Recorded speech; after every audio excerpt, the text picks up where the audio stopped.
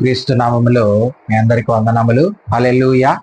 చూడండి, ఇక్కడ మనము కీర్తనలు 84 కీర్తనలు కోరహ కుమారులు అంటూ ఉన్నారు ఒక మాట.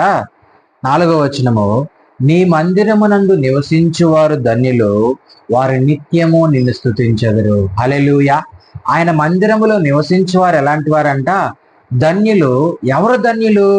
దేవుని సత్యమును తెలుసుకున్న వారు ధన్యులు, దేవుణ్ణి ఆశ్రయించిన వారు ధన్యులు, దేవుని వాక్యమును ధ్యానించేవారు ధన్యులు, దేవునికి ప్రార్థన చేయవారు ధన్యులు, దేవుణ్ణి ప్రేమించేవారు ధన్యులు, దేవుని సత్యమైన మార్గంలో నడిచేవారు ధన్యులు, ఆయన వాక్యమును దివారాత్రములో ధ్యానించేవారు ధన్యులు, ఆయన ఆయన ఆయన్ని ఆయన్ని కొనియాడువారు ధన్యులు, ఆయన కొరకు అంగలార్పుని నాట్యముగా మార్చే దేవుడు. హల్లెలూయా.